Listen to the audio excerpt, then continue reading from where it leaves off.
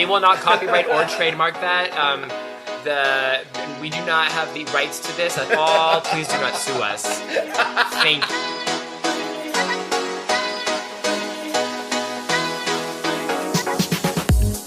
Hi, and welcome to These Unprecedented Gays, a new podcast starring Paul Smith and Joe Granelli. Follow us at tugayspod on Instagram. New episodes every Friday. We hope you enjoy.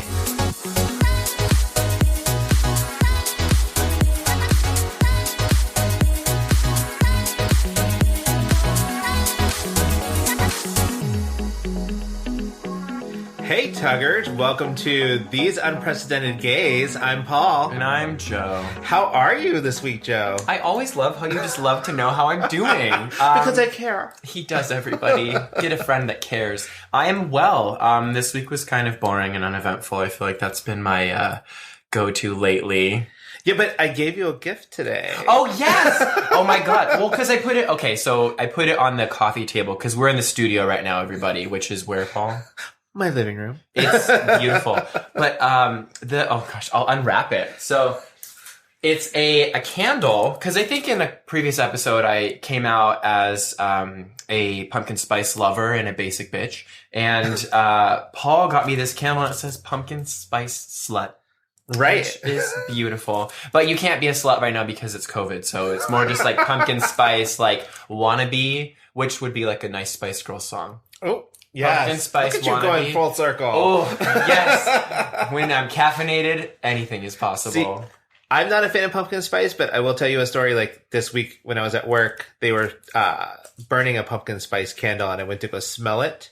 And when I went to go put it down, I tipped it. So some of the wax fell on my hand. And some on the people desk. are into that. Not judging.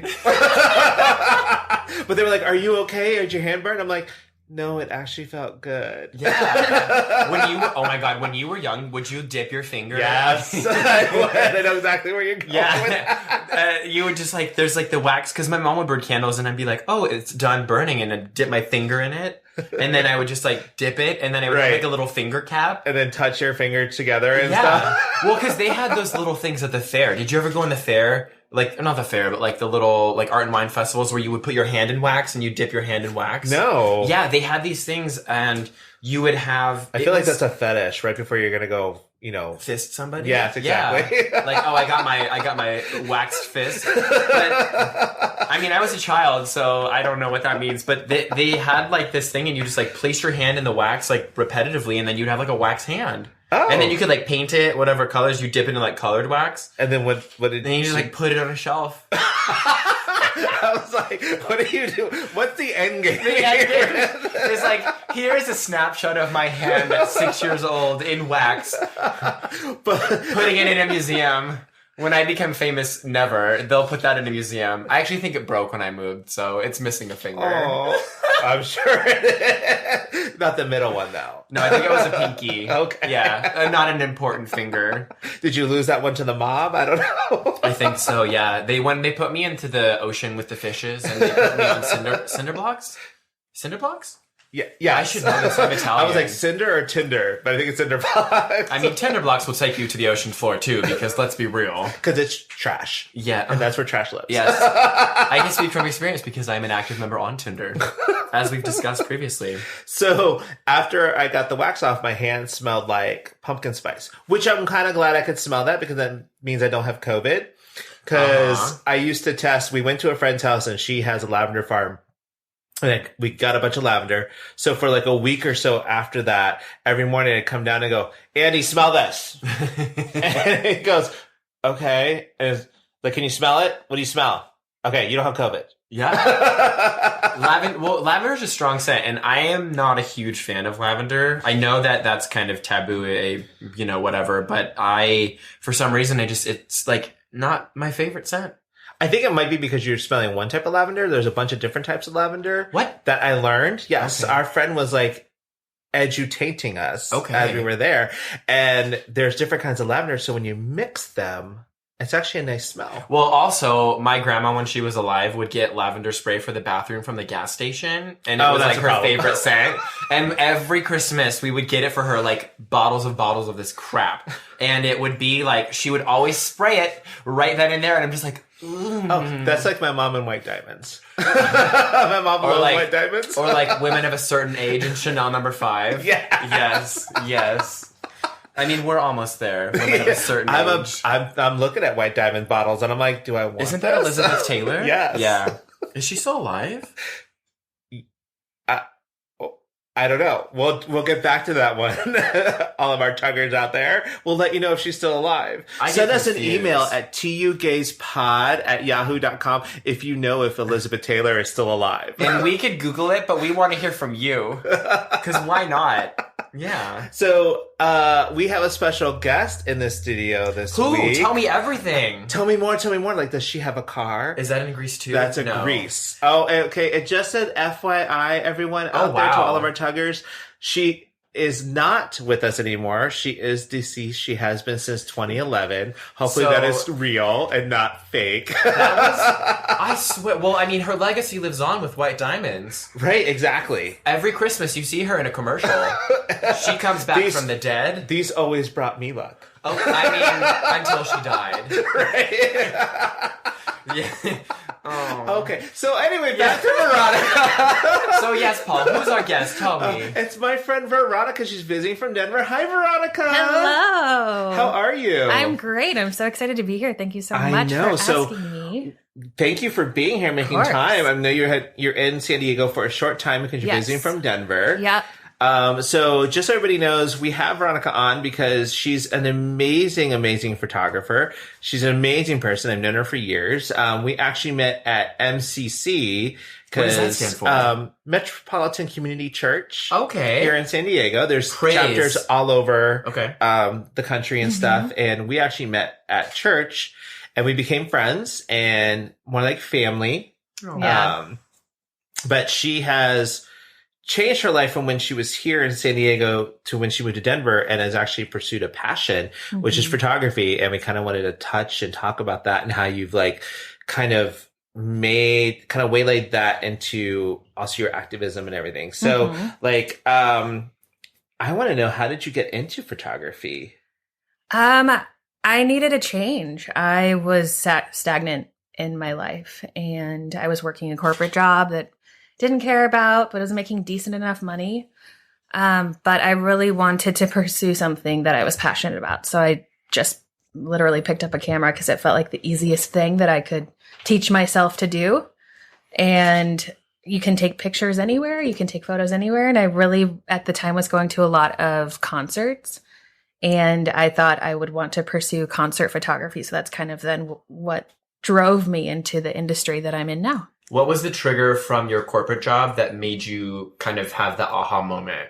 Because I work in corporate. It was a freaking early hour because you worked at Starbucks, girl. Yes. I worked at Starbucks. I was a store manager and I had no life. Oh, wow. I was the person that they would call for everything. If anybody called out sick, I had to go in and cover shifts. But we still love you, Starbucks, if you want to sponsor us. And in fact, I still work there 10 years later. So you had this aha moment where you were just kind of like, wow, I'm in this job that isn't fulfilling. And then photography just kind of came out of nowhere, or what led you to that? Yeah, I was going to a lot of concerts and I was following a lot of concert photographers on Instagram. Okay. And I was like, that would be the coolest job, to be able to tour with a band, catch like the behind the scenes kind of stuff. I've always been what I would consider more of like a wallflower. I really like to just be a fly on the wall and I want to be part of an experience, but typically I'm not the one that's leading the experience. And so it really just felt like a super cool way to be a part of something without really having to be the one that is getting the attention. The perks of being a wallflower, right? Exactly. That's a movie, I think.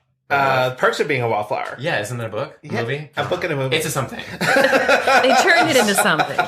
So I have a question then. So if you like kind of fell into photography, did you have any formal training? Or No. did you just YouTube. kind of learn on the way? Because I will say, everybody, you need to go on Instagram and follow her at, what are your handles? There's 2, right? Oh yeah, Vlee Photographs is my photography page, and then Veronica Pica is just my personal. Beautiful, beautiful, beautiful pictures. And I wouldn't have ever guessed that you don't have any formal training. So props to you. Thank you. So you just went on YouTube? Yeah. Man, we talked about YouTube in another episode. You can learn anything on Oh YouTube. yeah, I'm teaching myself right now graphic design because Okay. of my job. Yeah. It's a necessary thing that I have to kind of take over.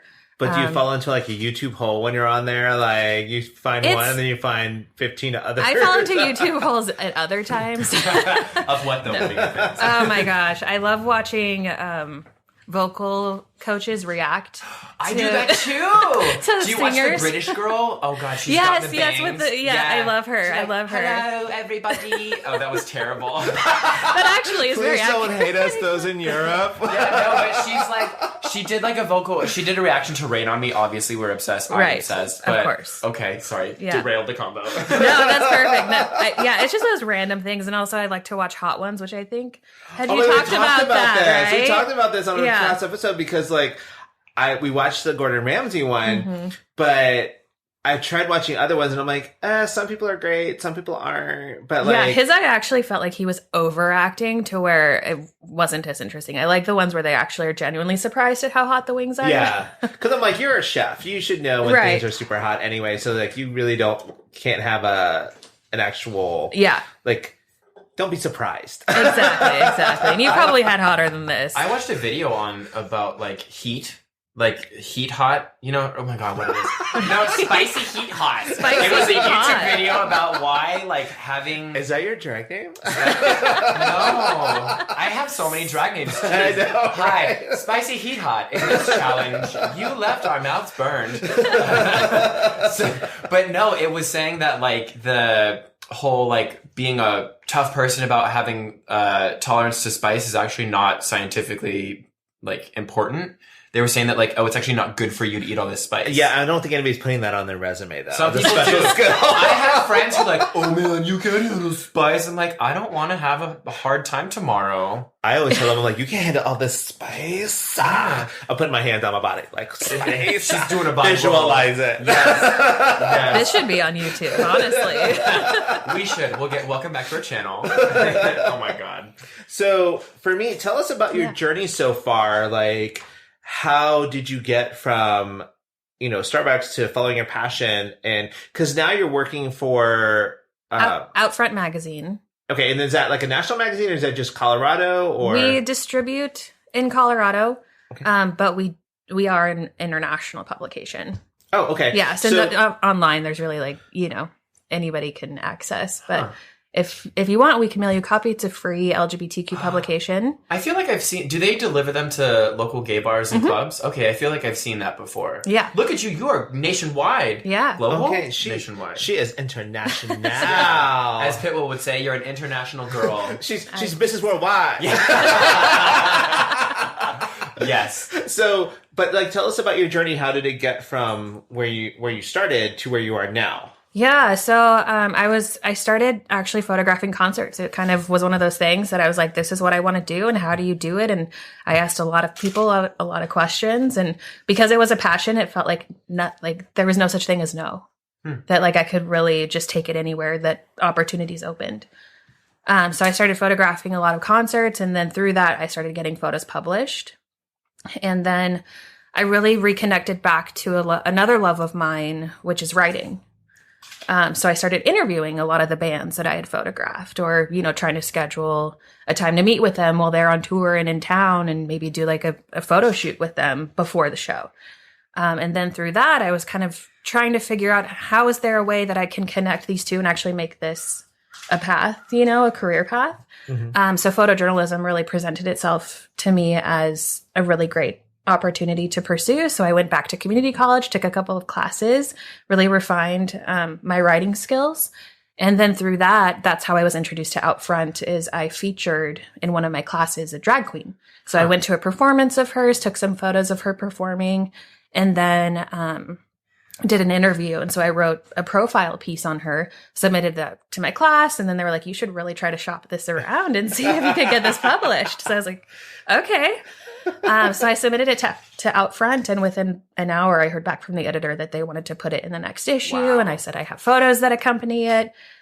So that really is what put me on, this journey of now being the creative director of Outfront magazine. Wow. Okay, wow. And so with Outfront, it is an LGBTQ Yes. magazine. So how do you identify? Because you do have your girlfriend here, Alex, in the studio with us. Hey, do. Alex. Hi, Alex. I'm not her. I don't know why. Joe always wants to be included. So how does that work with your, how do you present yourself, and what are your pronouns? I know it's all about labels and stuff like that, unfortunately, but it's Well, and a ton of what we do at Outfront is really highlighting identity, because I think we know as we're coming into our queerness, whatever that means for us, it can even change and evolve as we're, coming into the community, and as we're meeting people that are like us, and as we're meeting people that aren't like us, and educating ourselves around, all different kinds of things. Yeah. And especially the evolution of language too, when it comes to the queer community, has really opened so many doors. I think for myself, that I originally came out as bisexual because I was afraid of what it meant to be a lesbian. Because I didn't really have any lesbians in my life. I didn't have people to look up to. I didn't really even know if that was my identity. So then coming out as bisexual, and then finding myself, then going through am I pansexual? Maybe that's part of who I am. Maybe that's my identity. I've always identified as a woman, so my gender was never really something that I questioned or struggled with, but I met other people that questioned and struggled with coming to terms with that. So I think then through just meeting people, learning more about myself, I do now identify as a lesbian. And my pronouns are she, her. Congratulations. Welcome. Thank you. First letter of LGBTQIA. Yes, you are leading, girl. Leading, L for leading. I love that. Oh my gosh, that is fantastic. I feel like listening to you talk about kind of the journey and everything, it seems like you're one of those people that you kind of manifest what you want and you go after it, right? And I think that that's important for everyone listening to kind of understand, because that is a huge thing and a skill that a lot of people don't have. And it's kind of like you have this pointed precision of here's what I'm going to look at, here's what I'm going to do, and also taking the stage direction of life and walking with it, right? That's exactly it. It seems like everything fell into place, but you made it fall into place, if that makes sense. Oh, totally. Well, and I definitely, I'm, for better or worse, a little hard-headed. So when I want something, I really go for it. And I'm kind of willing oftentimes to sacrifice a lot in order to get closer to whatever that goal is. Right. But I'm also, I think now I'm 34 years old. And so just learning some things the hard way. She does not look 34, y'all. She is beautiful. She is glowing. She is gorgeous. Did you stone those tights? You look like Linda Evangelista. You're a model. Beautiful, auburn brownish hair. Yeah. Is that natural? Of course. Oh, yeah. Isn't it red? Maybe it's just the light. Yeah, it's the autumn light. No, it's not. It should be though. You know what? No one needs to know. Right? Only you and your hairstylist know. And you used to be a hairstylist. I did used to be a hairstylist. That was another thing I manifested. I always wanted to be involved in entertainment, or some form of, not advocacy, but providing a platform for somebody else to then create great work. And so that now I feel too is another thing that journalism has really offered me, is I can be behind the scenes. I can do the work to then present, somebody or a story to the public. Well, and I think it's really great because when we first met, you were kind of into activism, but still it was very not as much as it is now. But you've kind of taken your passion for photography and kind of made that into and waylaid that into some of your activism and stuff. And I think that's great. So can you tell us a little bit about that and how it's worked for you in that way? Yeah. I mean, I think especially now in this last year with COVID and the protests and that kind of stuff, it really presented opportunities to to go back to my roots in a way that, photojournalism for me was kind of more entertainment based. And then now really seeing the significance of being out in the protests and taking photos of, the people in the Black Lives Matter movement that are really pushing forward these necessary stories, and then being able to reflect back on, my queer stories that we tell, and how can we be more intersectional? How can we make the magazine really be representative of everyone in the community? Because we know that the LGBTQ community is so vast and it's so diverse. And so I think that then has propelled me to be more of an activist, because I'm like, we're even not representing our community. What stories are we not telling? And I think the piece that I'm the most proud of was actually a center spread that we did maybe 3 months ago now on a group of people who identify as Two-Spirit. So they're all queer and, their sexual identity, but as well, their spiritual identity is that of the Two-Spirit. And I don't think that that's something that a lot of us in the community even know exists. I have no idea what that is. You want to tell us?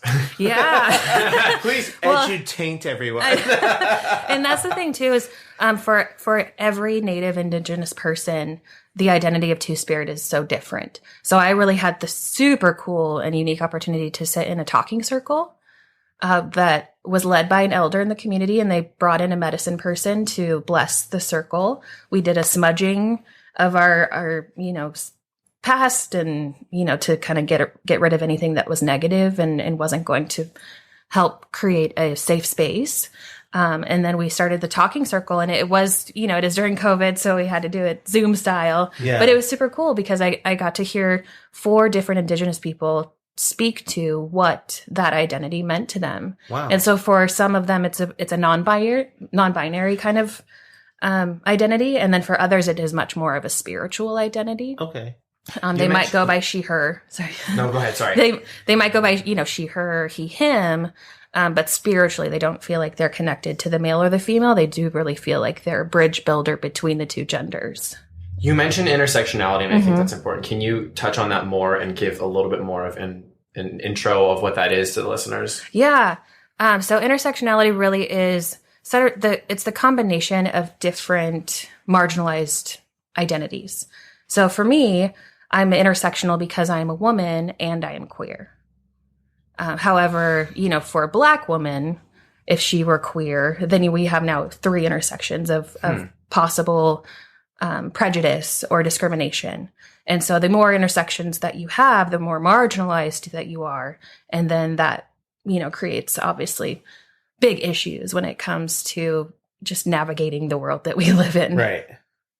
It's funny because if anybody is actually, if you are interested in learning more about Indigenous people and their ideas behind behind the he and her and that kind of thing. Actually, on We're Here, which is on HBO, with Bob the Drag Queen, Shangela, and Eureka, they actually had an episode where they had Indigenous people on their show, and one of the friends was someone who was a drag queen, and they spoke about their ideas within the tribe and things like that. So I thought that was kind of cool. So it's great to hear you had that experience too.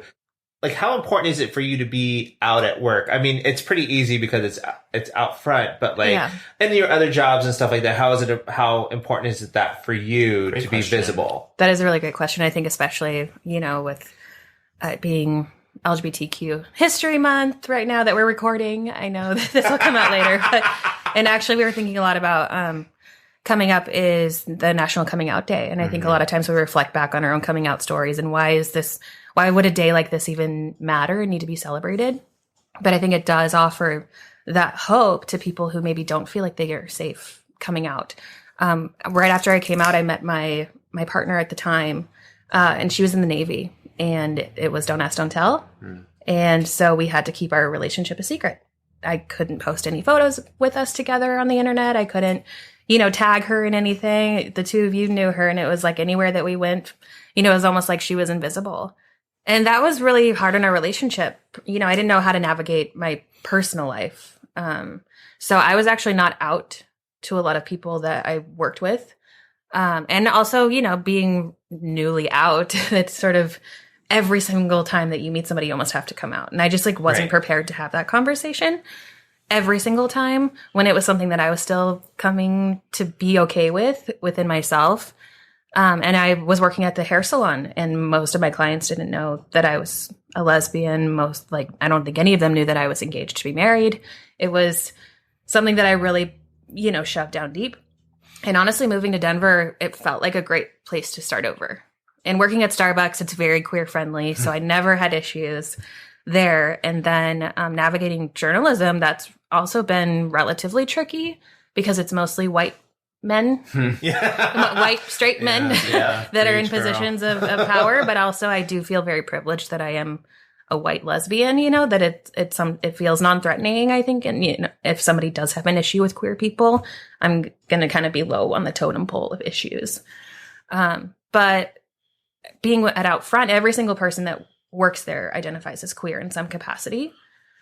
So it's almost like too safe because the things that, we can talk about freely, the things that we write about, the interviews and the stories that we get to hear and tell, it really gives you this paradigm that it's okay to be like this everywhere. Yeah. And then I step out of the bubble and I'm like, oh, damn.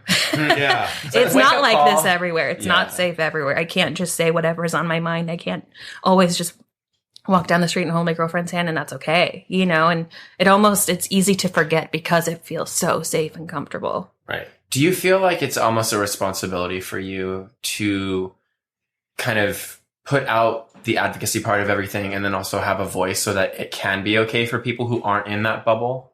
Oh, we have a huge responsibility. So this publication began in 1976. So we've been in print for 44 years and we've printed twice a week. Wow. For 44 years. And it started out as an underground illegal zine. Ooh. And so just the legacy of that, I think we feel a lot of responsibility in maintaining and then also growing. We don't want to get stagnant in, it was always considered, well, I wouldn't say always. For a long time, it was considered a gay magazine. Right. And we know that gay is, it can be very polarizing in a way that it really excludes a lot of people in the community. And so now looking at how can we be more intersectional and more representative of the readers that, need to see themselves in these pages.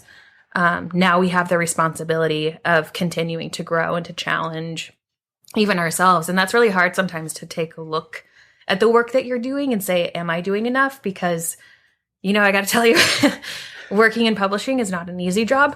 It's, it's constant, it's nonstop. Whether you want to call it fake news or not, news is constantly coming out. It's going. How do you stay on top of things? How do you break things? How do you make sure that you're telling stories in a different way that other people aren't telling? And also representing, we are based out of Denver. So we really try to connect back to our own city and our own town. Yeah. And, after being around for 44 years, you have a lot of opinions. And so then how do we just keep doing How do we keep doing the right work for the right reasons and not trying to placate to certain people in the community? Some reputable drag queen hates us. And so it's like her mission is to go on Twitter and Facebook and Instagram and bash us every chance that she can get and tell people not to work with us. And that's your opinion. You can have that opinion and that's fine. And we've, at least from my perspective, we tried really hard to mend that relationship, but that's only one person. Right. We're not going to take so much energy because there is still so much more important work to be done. I think just reflecting back on what we've done, where we're going, and what's happening now really is like what continues, hopefully, the next 44 years. Well, seeing as how you said it was a reputable drag queen, I don't think it was Evie Oddly because Evie Oddly recently was on the cover of Out Front. She was. Tell me about Twice that. She's been on the cover, yeah. Because it was you who did the cover, right? Yes. Like I said, I'm teaching myself graphic design. So that was one of my exercises was, how can I work with this kind of effect? And it was cool enough to put on the cover. So that felt awesome. If you guys haven't seen it, and she does have it on her Instagram page, but it is an amazing picture of Evie Oddly, like almost exploding in like a phoenix almost. Yeah. Because Evie is from Denver, right? Yes. Okay. Yeah. She is a Denver-based queen, who we all know sort of broke the mold, I think, on RuPaul, and on Drag Race and that show that, she's always been this truly authentic and super humble person and amazing to work with every single time we reach out. She's just thrilled to, you know, be in the pages. She's like, it's such a full circle moment for me. I remember, you know, I had an issue of Out Front hidden in my, you know, in my bedroom before I was out at 14, you know? So it's just like, it's super cool. Like, I think I would be honored, right? To be like, oh my gosh, this is the thing that, you know, really showed me who I was. And now I get to be in the magazine. So I think she's as thrilled to work with us as we are with her. So then with Evie Oddly being in the queer community and you being in the queer community in both like Denver and in San Diego, how do the two differ? Like, do you find a huge difference in the queer community in Denver? I do personally, just because I'm much more involved than I was out here. That makes more sense. Yeah. And when I lived out here, I didn't live super close to, you know, the queer spaces. And they were relatively intimidating to me.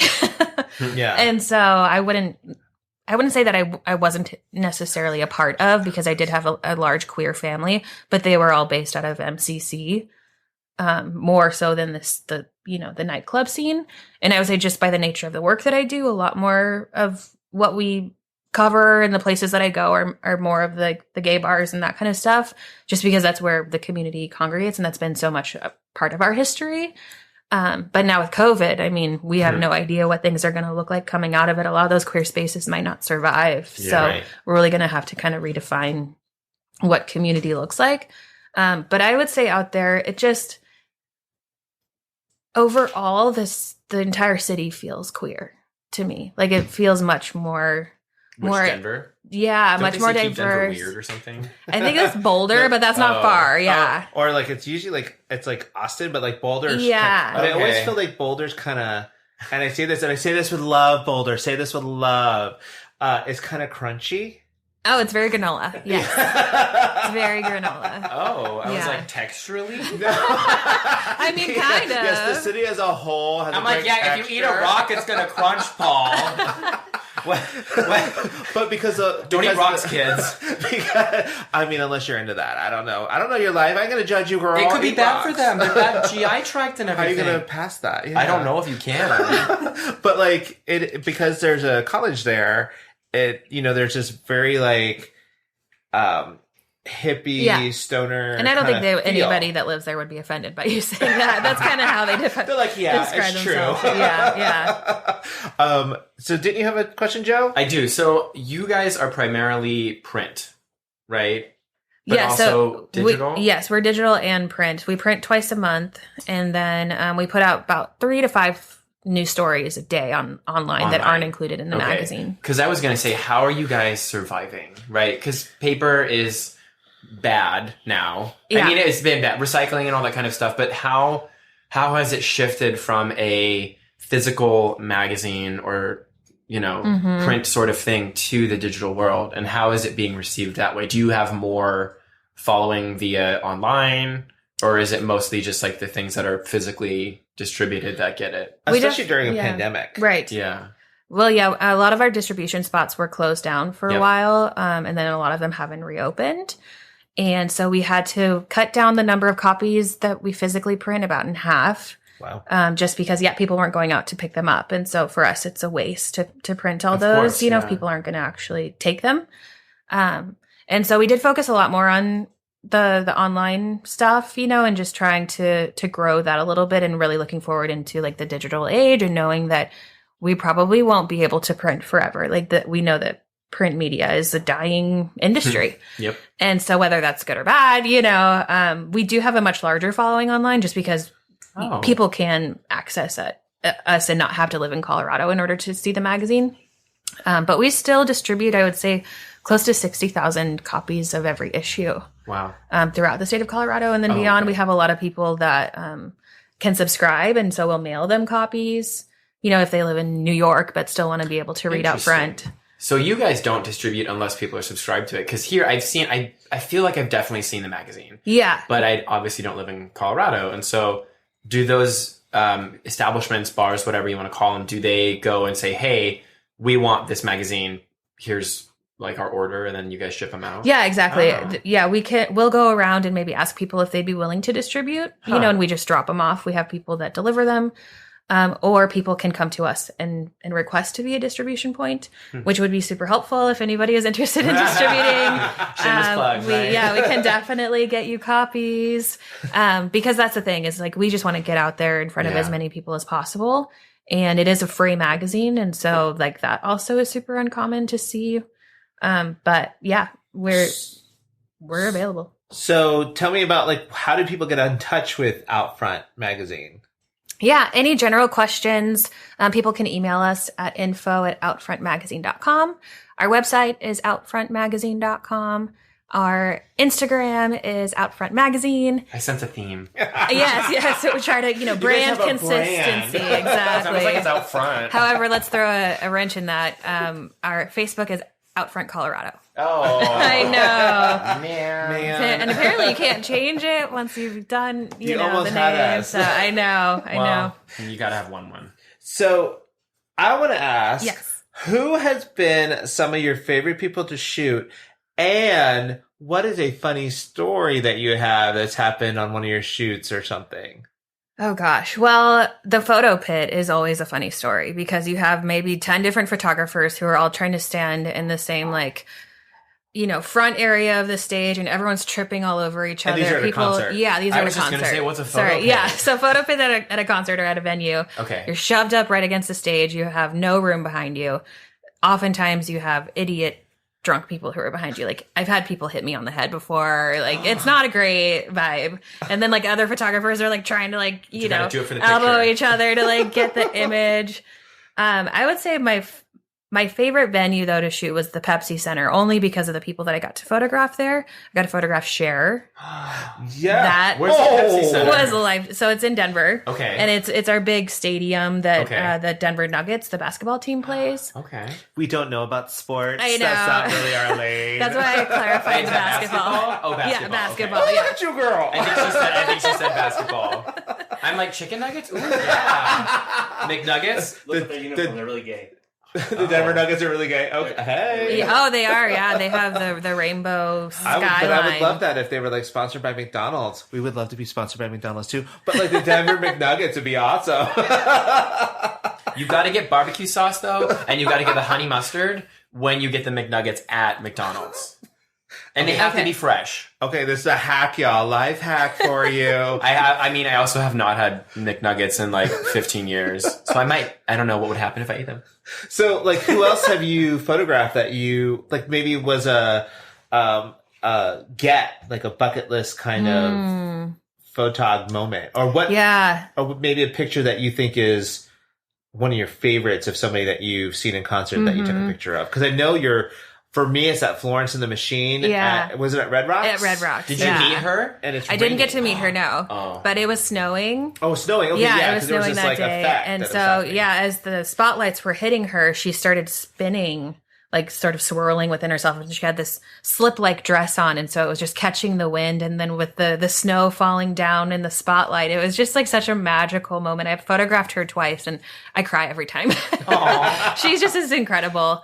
But I would say, yeah, anytime I get to photograph at Red Rocks is like a dream. I know that that's like a dream venue for any band to be able to perform. Gosh, now I feel like I'm put on the spot, so I don't know. Well, so those are for concerts. What about for any advocacy? Like, obviously, we had Evie Oddly. Any other queer person that you were able to photograph that kind of is noteworthy for you?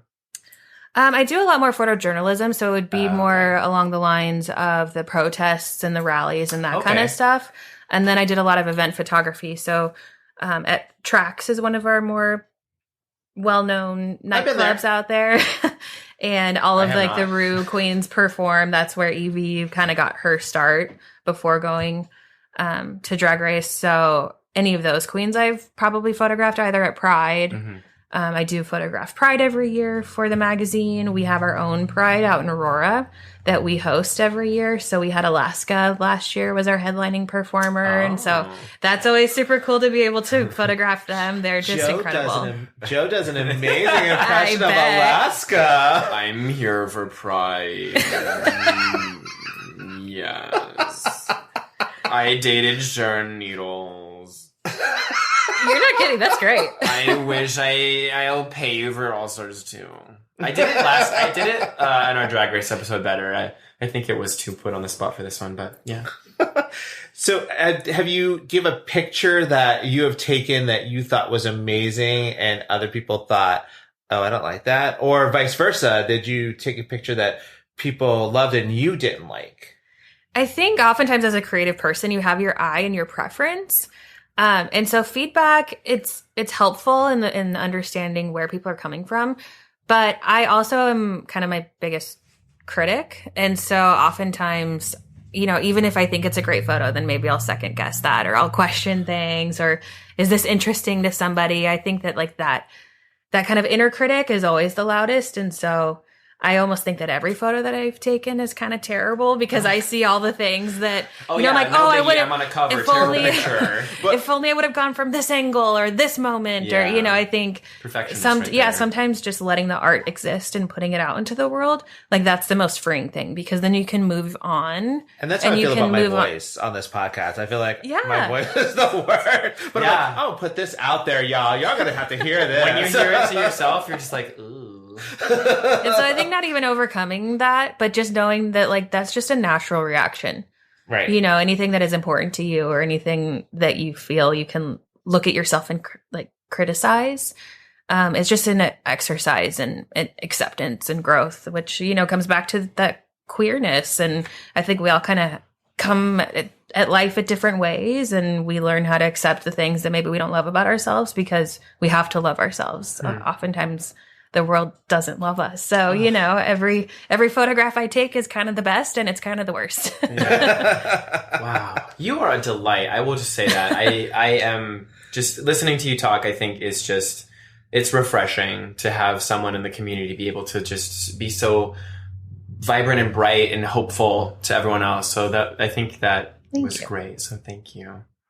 Yeah. Well, I think, it's great to recognize that. So I think we're going to wrap up.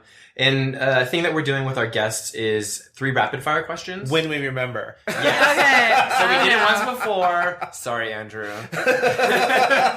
Maybe we can bring him back and we can have him have an addendum. The B side. You gotta get the B roll, right? Yeah. So what we'll do is I'm gonna ask some questions and then it's a rapid fire question sort of thing. So first answer, and that's what it is. So my first question is, what celebrity annoys you the most? Oh God. I think honestly Britney Spears.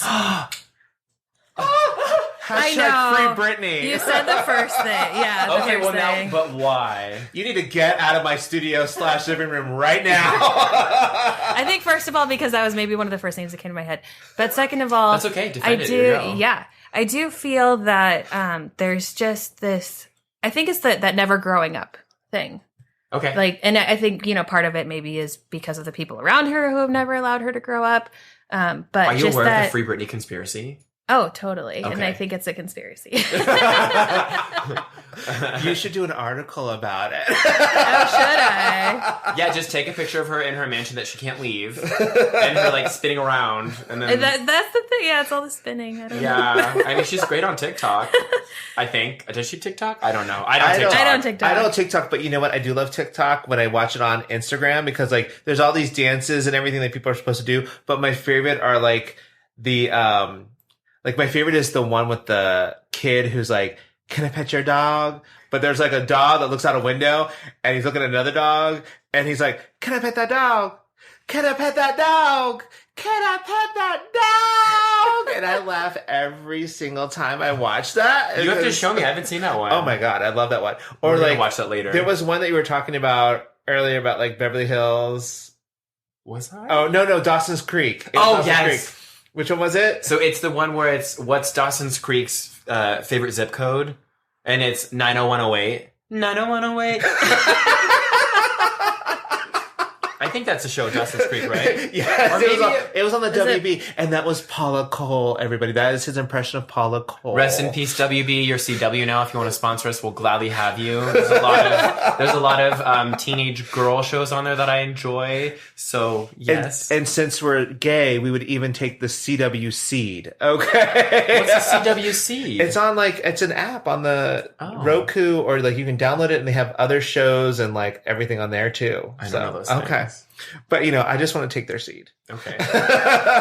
So, another question for you. What's the first thing you notice about a person? For me, it's the audacity, but you go ahead. I notice first when people ask questions and answer them before. You shady bitch.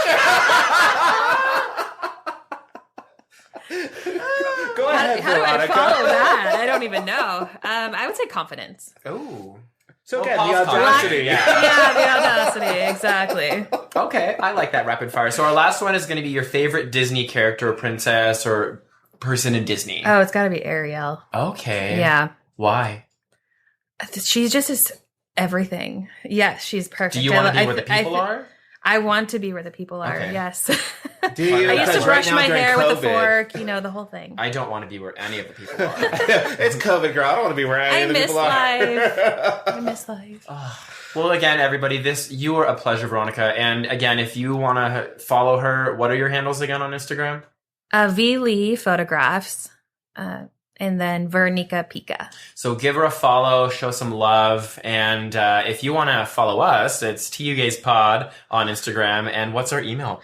It is tugayspod@yahoo.com. And where else can they find us? They can find us on the internet at tugayspod.com. There's a theme, guys. tugayspod. So if you're a tugger, just find us. And all those things. Tuggers unite. There you go. Hashtag free the tugger. That sounded weird. I know, right? But that's okay. Yeah, we're all having fun here. All right, well, guys, that's it for this week. Thank you. We'll see you next week. Special thanks to Andrew Smith and Nick Stone for producing the show.